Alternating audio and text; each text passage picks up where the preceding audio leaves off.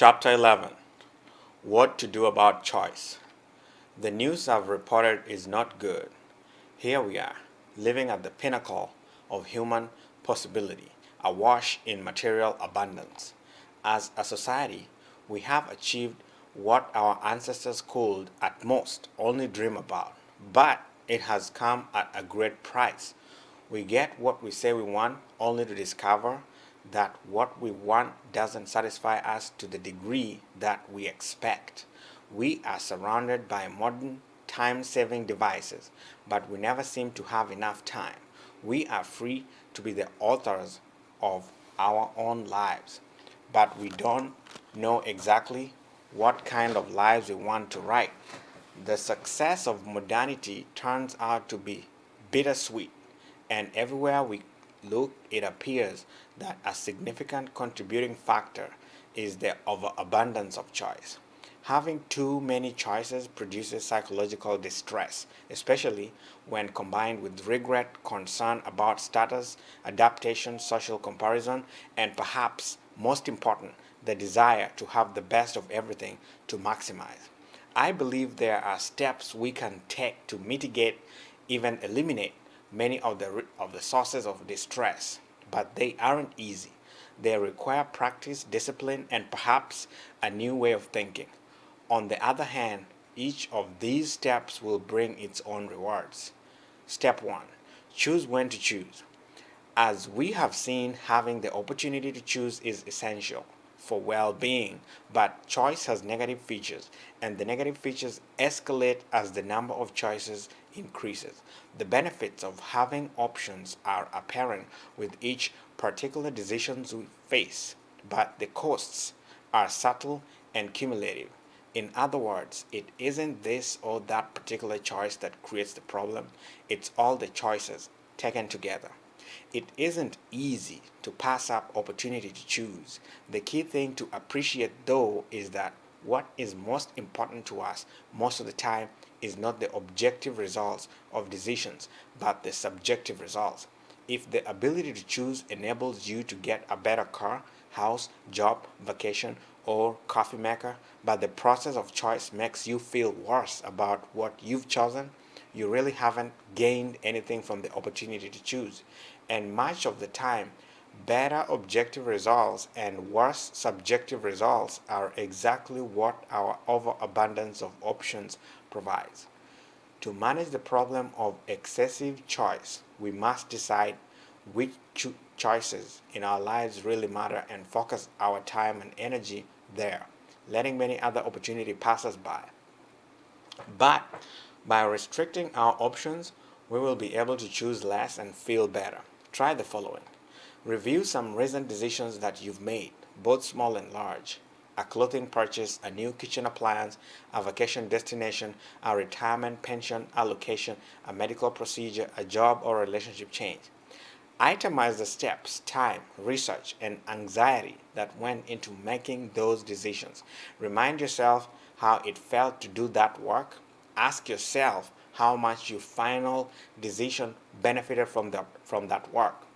This exercise may help you better appreciate the costs associated with the decisions you make, which may lead you to give up some decisions altogether or at least to establish rules of thumb for yourself about how many options to consider or how much time and energy to invest in choosing. For example, you could make it a rule to visit no more than 2 stores when shopping for clothing or to consider no more than 2 locations when planning a vacation.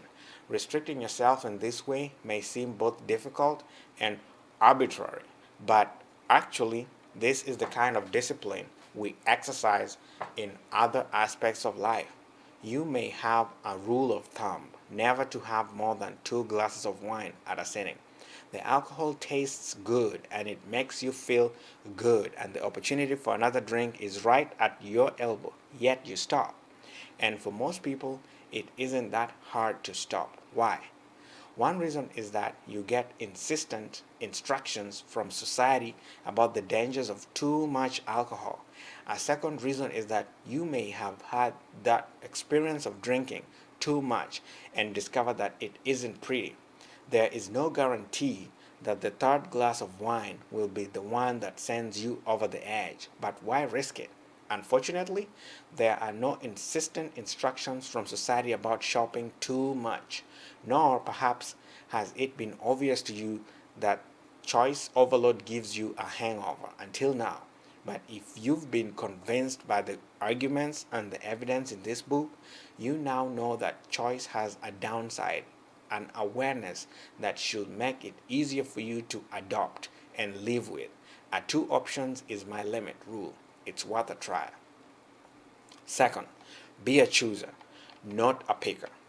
Choosers are people who are able to reflect on what makes a decision important, on whether perhaps none of the options should be chosen, on whether a new option should be created, and on what a particular choice says about the chooser as an individual.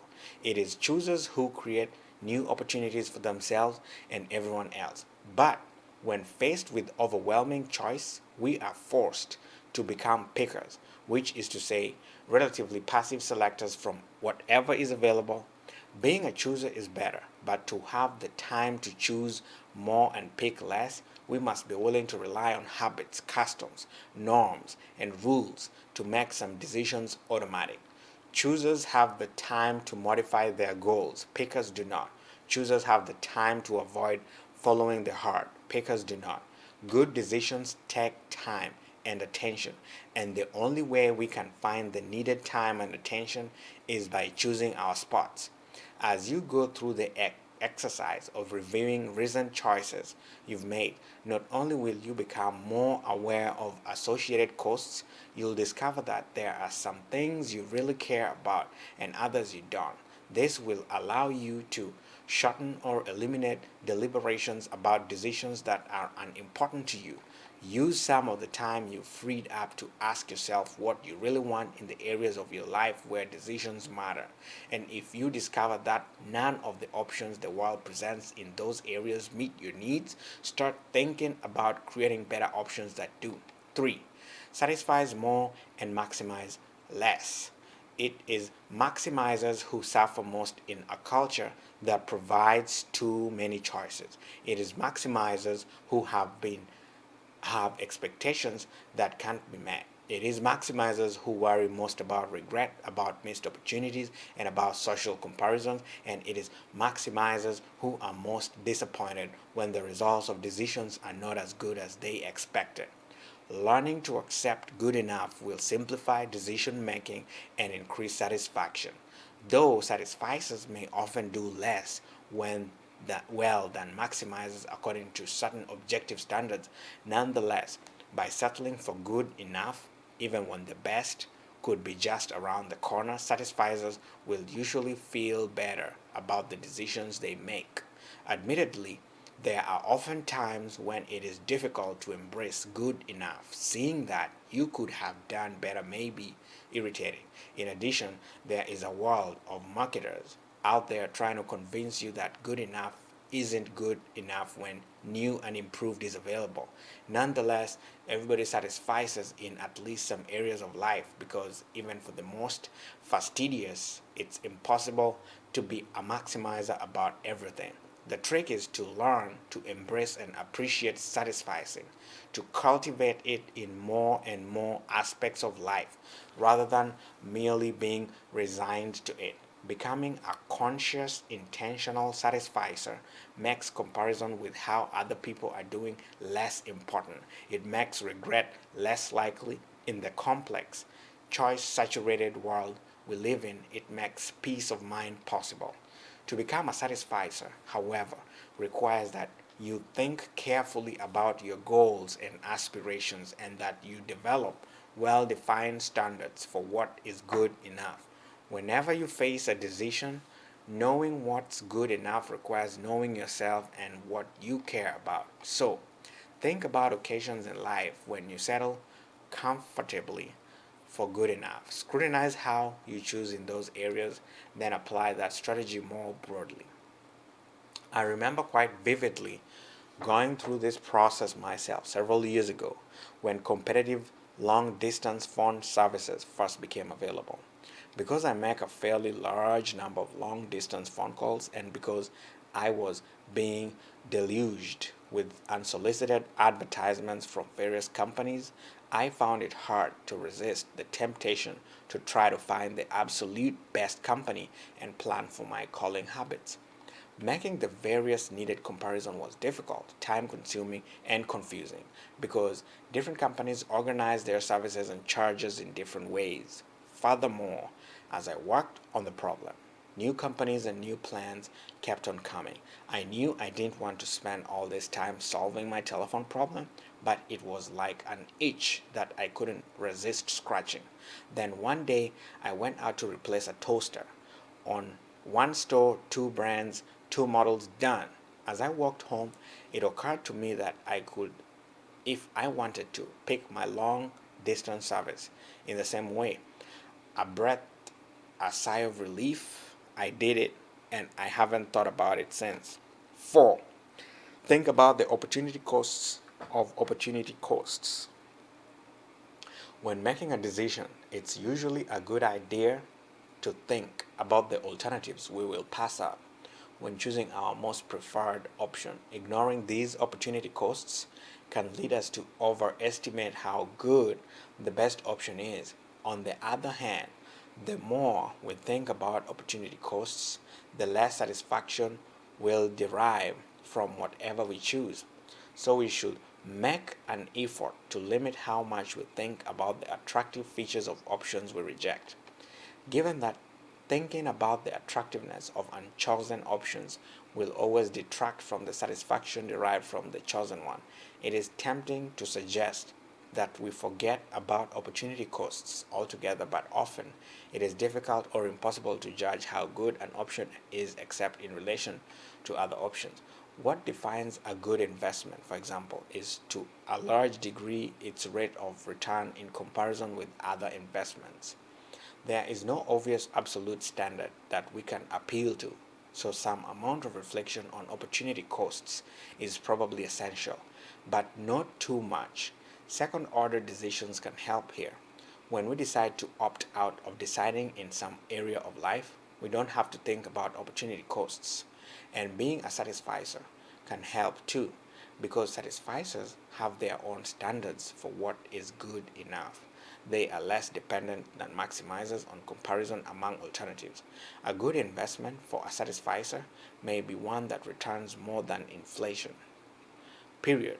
No need to worry about opportunity costs. No need to experience the diminution of satisfaction that comes from contemplating all the other things you might have done with the money.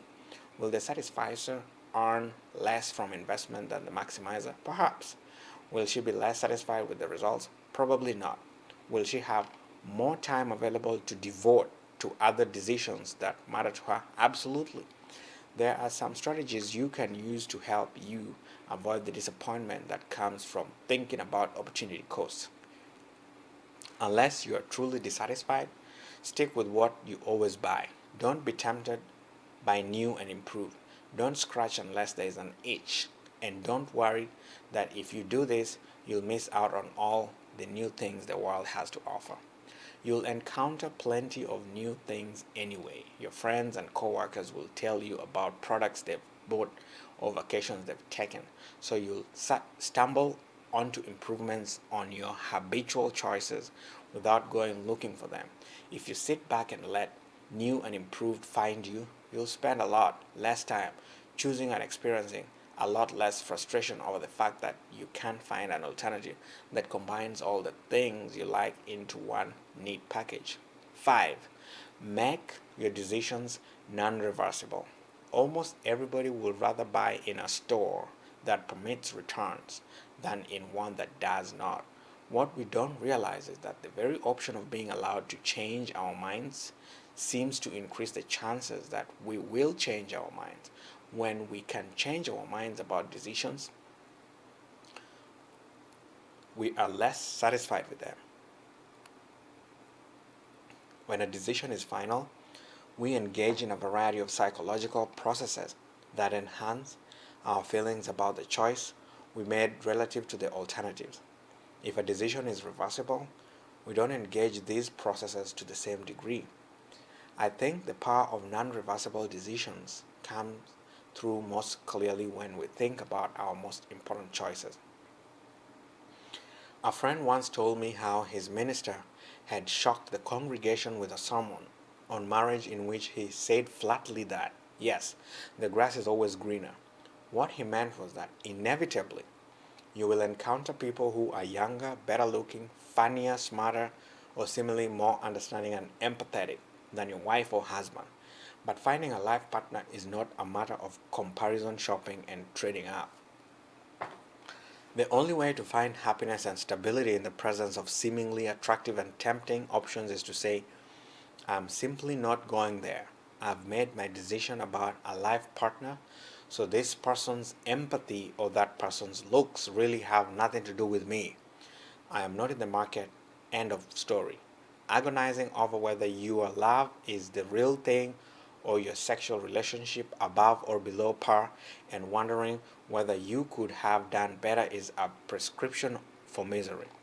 Knowing that you've made a choice that you will not reverse allows you to pour your energy into improving the relationship that you have rather than constantly second guessing it. 6. Practice an attitude of gratitude. Our evaluation of our choices is profoundly affected by what we compare them with, including comparisons with alternatives that exist only in our imaginations. The same experience can have both delightful and disappointing aspects. Which of these we focus on may determine whether we judge the experience to be satisfactory or not. When we imagine better alternatives, the one we choose can seem worse. When we imagine worse alternatives, the one we choose can seem better. We can vastly improve our subjective experience by consciously striving to be grateful more often for what is good about a choice or an experience and to be disappointed less by what is bad about it.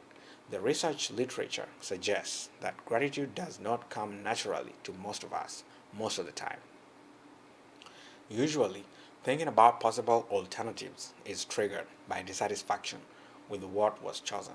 When life is not too good, we think a lot about how it could be better. When life is going well, we tend not to think much about how it could be worse.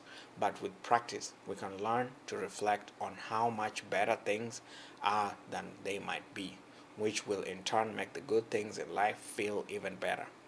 It may seem demeaning to accept the idea that experiencing gratitude takes practice. Why not just tell yourself that starting tomorrow, I'm going to pay more attention to what's good in my life and be done with it? The answer is that habits of thought die hard. Chances are good that if you give yourself that general directive, you won't actually follow it.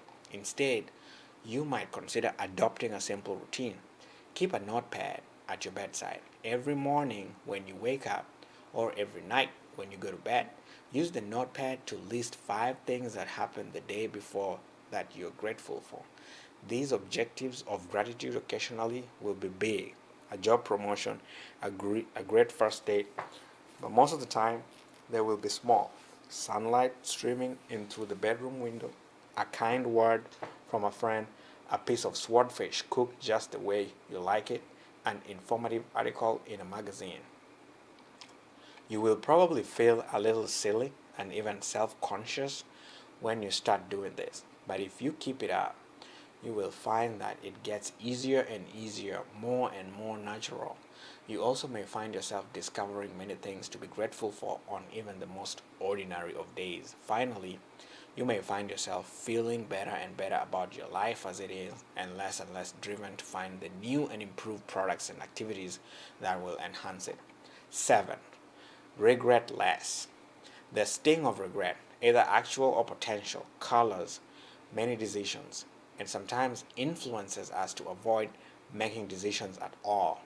Although regret is often appropriate and instructive, when it becomes so pronounced that it poisons or even prevents decisions, we should make an effort to minimize it.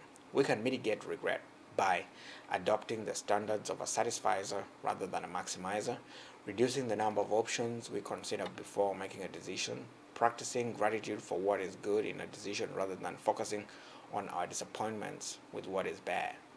It also pays to remember just how complex life is and to realize how rare it is that any single decision in and of itself has a life transforming power we sometimes think. I have a friend frustrated over his achievements in life who has wasted countless hours over the past 30 years regretting that he passed up the chance to go to a certain Ivy League college. Everything would have been so different, he often mutters, if only I had gone. The simple fact is that he might have gone away to the school of his dreams and been hit by a bus. He might have flunked out or had a nervous breakdown or simply felt out of place and hated it. But what I've always wanted to point out to him is that he made the decision he made for a variety of complex reasons inherent in who he was as a young man. Changing the one decision, going to the more prestigious college, would not have altered his basic character or erased the other problems that he faced. So there really is nothing to say that his life or career would have turned out any better. But one thing I do know is that his experience of them would be infinitely happier if he could let go of regret. 8. Anticipate adaptation. We adapt to almost everything we experience with any regularity. When life is hard, adaptation enables us to avoid the full brunt of the hardship. But when life is good, adaptation puts us on a hedonic treadmill, robbing us of the full measure of satisfaction we expect from each positive experience. We can't prevent adaptation. What we can do is develop realistic expectations about how experiences change with time. Our challenge is to remember that the high quality sound system, the luxury car, and the 10,000 square foot house won't keep providing the pleasure they give when we first experience them. Learning to be satisfied as pleasures turn into mere comforts will ease disappointment with adaptation when it occurs. We can also reduce disappointment from adaptation by following the satisfices strategy of spending less time and energy researching and agonizing over decisions. In addition to being aware of the hedonic treadmill, we should also be wary of the satisfaction treadmill. This is the double whammy of adaptation. Not only do we adapt to a given experience so that it feels less good over time, but we can also adapt to a given level of feeling good so that it stops feeling good enough.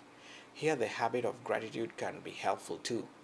Imagining all the ways in which we could be feeling worse might prevent us from taking for granted adapting to how good we actually feel. So, to be better prepared for and less disappointed by adaptation, as you buy your new car, acknowledge that the thrill won't be quite the same 2 months after you own it. Spend less time looking for the perfect thing, maximizing, so that you won't have huge search costs to be amortized against the satisfaction you derive from what you actually choose. Remind yourself of how good things actually are instead of focusing on how they are less good than they were at first. 9. Control expectations. Our evaluation of experience is substantially influenced by how it compares with our expectations. So, what may be the easiest route to increasing satisfaction with the results of decisions is to remove excessively high expectations about them. This is easier said than done, especially in a world that encourages high expectations and offers so many choices that it seems only reasonable to believe that some option out there will be perfect. So, to make the task of lowering expectations easier, reduce the number of options you consider, be a satisficer rather than a maximizer, allow for serendipity. How often have you checked into your long awaited vacation spot only to experience that dreaded, underwhelmed feeling? The thrill of unexpected pleasure stumbled upon by accident often can make the perfect little diner or country inn far more enjoyable than a fancy French restaurant or four-star hotel. 10. Curtail social comparison. We evaluate the quality of our experiences by comparing ourselves to others. Though social comparison can provide useful information, it often reduces our satisfaction. So, by comparing ourselves to others less, we will be satisfied more. Stop paying so much attention to how others around you are doing. It's easy advice to give, but hard advice to follow because the evidence of how others are doing is pervasive because most of us seem to care a great deal about status. And finally, because access to some of the most important things in life, for example, the best colleges, the best jobs, the best houses in the best neighborhoods, is granted only to those who do better than their peers. Nonetheless, social comparison seems sufficiently destructive to our sense of well being that it is worthwhile to remind ourselves to do it less because it is easier for a satisficer to avoid social comparison than for a maximizer. Learning that good enough is good enough may automatically reduce concern with how others are doing.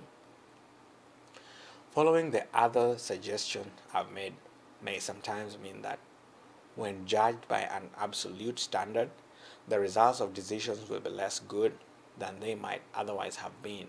All the more reason to fight the tendency to make social comparison. So, remember that he who dies with the most toys wins is a bumper sticker, not wisdom. Focus on what makes you happy and what gives you meaning to your life. 11. Learn to love constraints. As the number of choices we face increases, freedom of choice eventually becomes a tyranny of choice. Routine decisions take so much time and attention that it becomes difficult to get through the day.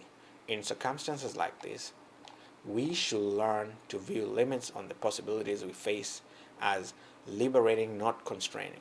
Society provides rules, standards, and norms for making choices, and individual experience creates habits. By deciding to follow a rule, for example, always wear a seatbelt, never drink more than 2 glasses of wine in one evening, we avoid having to make a deliberate decision again and again. The kind of rule following frees up time and attention that can be devoted to thinking about choices and decisions to which rules don't apply. In the short run, thinking about these second order decisions about when in life we will deliberate and when we will follow predetermined paths, adds a layer of complexity to life. But in the long run, many of the daily hassles will vanish and we will find ourselves with time, energy, and attention for the decisions we have chosen to retain. Take a look at the cartoon on page 236. You can be anything you want to be, no limits, says the myopic parent fish to its offspring, not realizing how limited an existence the fishbowl allows. But is the parent really myopic? Living in the constrained, protective world of the fishbowl enables this young fish to experiment, to explore, to create, to write its life story without worrying about starving or being eaten. Without the fishbowl, there truly wouldn't be no limits, but the fish would have to spend all its time just struggling to stay alive. Choice within constraints, freedom within limits, is what enables the little fish to imagine a host of marvelous possibilities.